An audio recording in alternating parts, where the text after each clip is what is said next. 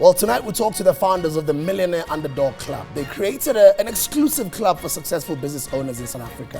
Now, they created it such that business people can network, share skills amongst one another, empower each other, and of course, grow each other's businesses. This is a new thing in the world of business. And of course, it was started by the world's #1 wealth coach, Mr. JT Fox.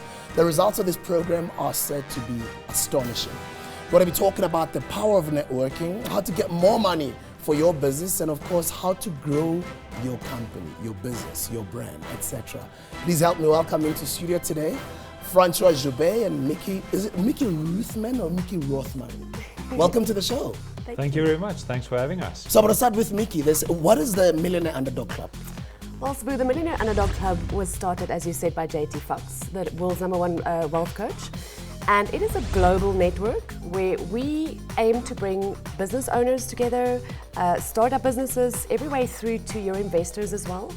We want them to connect with each other and to do business together. So we want to try and help elevate entrepreneurs from the startups all the way through to your investors who have already made it big. Okay, and how do business owners benefit by joining the Underdog Club?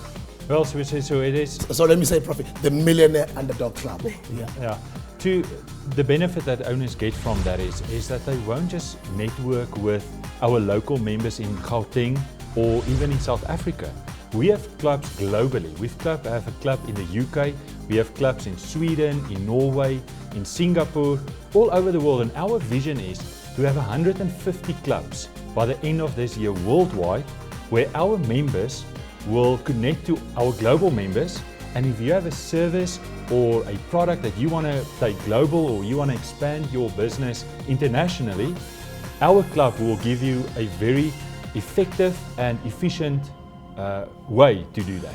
Wow, that's really awesome. And you guys, are you guys business owners yourselves, or have you owned a business before? Yes, I am a serial entrepreneur myself. Okay. I own 3 businesses, from a pre-primary school all the way to an accounting practice.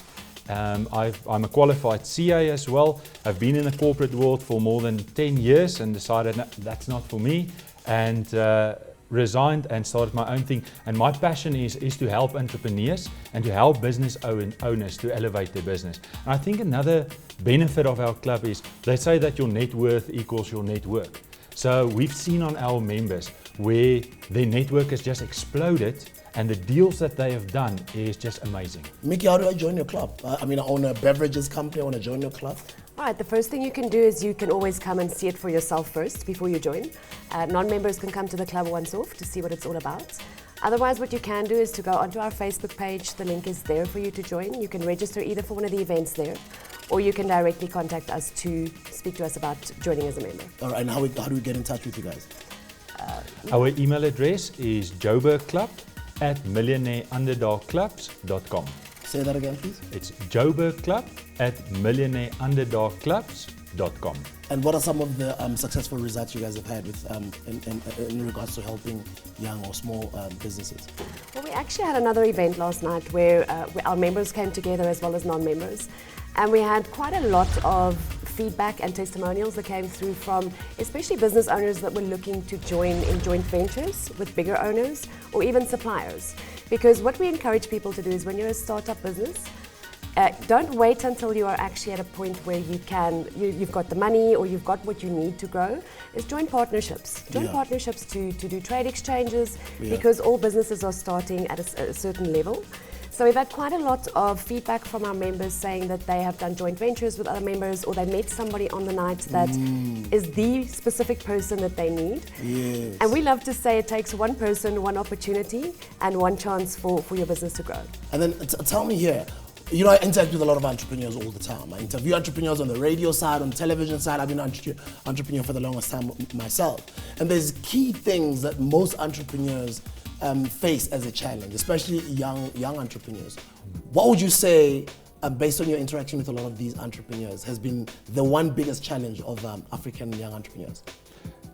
The one biggest challenge that our members say that they face is really to get that right connection. They spend a lot of time to find the right connection, to make that deal. And with us at the Millionaire Underdog Club, we've got various and diverse people and businesses. So it makes it very easy for them to interact with them and to make that connection. We're actually busy developing a Tinder-like app where all our members' profiles will be on this app. Our members will be able to scroll through the application. If they like something, they can match it and then go and meet later on and connect that way. And it will also be location based. So whether you're sitting at a coffee shop or you're sitting at the airport lounge, you can switch that on and see all the other members in your surrounding area. Yeah. So you'll be connected all the time. In your community. And based on your experiences and the relationship between the private sector and the government, do you think there's enough opportunities to help entrepreneurs? Is government driving entrepreneurship enough? Is the private sector just leaving it to government? I think everyone in South Africa, private sector and government-wise, is waking up to the fact that the future of our country is entrepreneurs. And I think they are doing quite a lot from a private sector side and government side to drive that. And most definitely, South Africa is a country that is big and there's so much opportunity here. And if you just look around you, there is always an opportunity to start another business. And I think business owners know that we also contribute to employment in this country. So I think we as entrepreneurs have a very big responsibility to actually help grow other entrepreneurs, because it does grow the economy at the end of the day as well. What has been the biggest teacher in your experience in business? I would say definitely, when you start out, you think you know it all. My biggest step that I had to take was to let go of the reins. Start getting an A team in place that can actually support me, because you as entrepreneur, when you start on your own, you do everything yourself. I know. And that just doesn't work, you burn yourself out. So my biggest lesson has been to really just find A players and let go. Train them up and trust in them and believe in them to be able to do what they need to do as well. We're discussing entrepreneurship with entrepreneurs who are smart enough to have collaborated with an international movement that they've created that helps young entrepreneurs, and it's called the Millionaire Underdog Club. And I love when you guys talk about the global language. Do you think a lot of entrepreneurs, or do you have enough entrepreneurs who think that big to go global? I think a lot of entrepreneurs are scared in the beginning because they look at their product or their service or whatever their business idea is, and they're not sure firstly how to monetize it, let alone how to take it international. And I think that is what the club supports as well, is we teach entrepreneurs, we learn together. So we make sure that we always have a speaker that is bringing relevant content to entrepreneurs. And for instance, our first speaker that we had at the club he was from Sweden, and he came to speak to the South African club members to actually help them to grow their businesses overseas, to find investors overseas. Because that is key, is finding out how to do it. And what about if I'm in Kenya or I'm in Nigeria, I'd love to join your club, am I welcome, or is it just for South Africans? At this point in time, we only have a club in South Africa, but as I mentioned, our vision is to have 150 clubs worldwide. Yeah. So we are not excluding the Africa continent, and our vision is really to get there in there as well, start a club there, because what we found as well is, and you've asked, are there enough business globally and are we thinking globally, is that you need to start local but think global. And if you can connect with some of our members that is international, and you offer a marketing services or a branding services, software development, or any other service or product that you have, and you can connect with them and you can start earning dollars and pounds and euros, that's pretty good. And for them, it's again much easier and cheaper to pay in South African rands than in their own currencies. And what is your take on female entrepreneurs? Are we getting enough numbers, or there's just more males all the time? You know what? I think, and I'll ask you the same question. I'll come to you just now, Mickey. I think I'm seeing this, and I think there's a movement and a revolution taking place of more female entrepreneurs getting on board and starting up. There's a lot of female entrepreneurs like Mickey that are inspiring other female entrepreneurs and females to start their own thing, because I think based on our history that it's difficult for them. But with people like Mickey and all her other people that are encouraging them, they need to do that. But they also need our males as well to support them and to guide them as well. And we can learn a lot from them as well. I'm certainly doing, and with my business partner here, I'm learning a lot from the female entrepreneurs. Are there any other young Mickeys out there? There's plenty. I meet plenty ladies that have so much potential, and with the right guidance and the right coaching, most definitely. I see a lot happening in South Africa specifically for women, and globally as well. Definitely. And then in your club, do you have good numbers, female entrepreneurs? We do. We've got a very good split between ladies and gents. And I think the ladies have sort of woken up to the fact that we can be in business, but we don't have to be a man to be in business. It's quite something that I'm passionate about, is what Francois said as well, is women play a very unique role in business. We bring a different aspect to business than men do, but we definitely need the men as well. Yeah. You know, we've got 40 emotions, they've got 4. So, you know, sometimes you need our 40 emotions in business, but... Not sometimes, we need you guys all the time. Yeah. But, you know, I think women are finding their unique place in business specifically, and our unique purpose, bringing the softness to business as well. Do you think, when it comes to challenges, do you think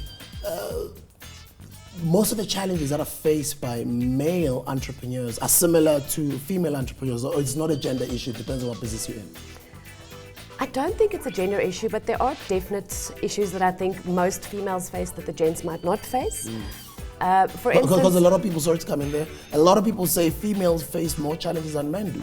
Because in the business environment, you find other businessmen who want to take advantage of younger, growing female entrepreneurs because they look good, and they start having, you've got issues like men wanting to meet in the evenings, for instance, and the poor lady is probably engaged, or she's married, or she's not even interested in that type of a relationship. She just needs help, or she needs mentorship, or she needs a contract, or she just needs a meeting. And those types of challenges, as far as females and males are concerned. Most definitely, I think ladies deal with it quite often, but I have heard of some of the gents that deal with it as well in business, funny enough. But that should not stop anyone from going into business. Yeah. If anything, if you can find a coach that can guide you, I mean, that's somebody you can phone to just sort of say, this is the situation, I mean, how do I handle it? Yeah. And I think the longer you're in business, you kind of learn how to deal with those kinds of things as well. And Francois, I find that a lot of young entrepreneurs today, especially nowadays, they want it now, which is a good thing to want it now, guys. I also want it now, but I think a lot of us, we miss understanding that it's actually a marathon, not a race. And a lot of the guys that have plugged into the Millionaire Underdog Club, how does your club help them understand the journey of entrepreneurship, that it takes time? It's 100% right that you say, and I think I was there in that position as well. I wanted it now, but my business coach told me that life is on a gradient scale, and you have to go through the processes of getting there. And I always compare it to a baby. Baby don't just get born and walk. They need to get their stability, then crawl, then walk, and then run afterwards. So what we do in the club is specifically we look at speakers that can add value to our members, that can take them through this journey on different kind of things. Some will be a mindset speaker that we get, so that you get your mindset right. Other speakers that we get in will have practical examples on how to do that. If you are struggling with a particular aspect in your business, for instance, hiring the right personnel, they will come in and speak to our members. And our members, which is excellent, the speaker don't just come in, speak to everyone and then leave. He's got a private session after his talk to our members exclusively, where they have a Q&A session where they can ask him specific questions and he answers that. My last question, quickly in 30 seconds. Now, I'm a social entrepreneur and I'm passionate about empowerment. How do you help your members build purposeful businesses rather than just chasing profits? Purposeful businesses, Yeah. I would say start with your why. Find your why, find your passion, find that thing that switches you on in the morning and makes you feel this is what I need to do. Because when you're chasing your why, the money will come by itself. Francois? Yes, I want to add to that is, don't do it for the money. Do it to add value to other people. The more value you add to other people, money will take care of itself. If you take care of your customers will take care of your profits. I'm already seeing that young entrepreneur sitting at home watching. What do you mean I shouldn't do it for the money? Isn't it called business? Isn't it about money? Yes, it is about money, but if it's about purpose, you connect with people forever because you're impacting their lives and they see more reason why they should support your business other than the next Joe down the street. So keep pushing those businesses. Guys, thank you very much for joining us. Thank you for Thank having you. us. Wishing you guys well with your entrepreneurship journey, and many thanks to Francois Joubert and Mickey Roothman, the founders of the Millionaire Underdog Club.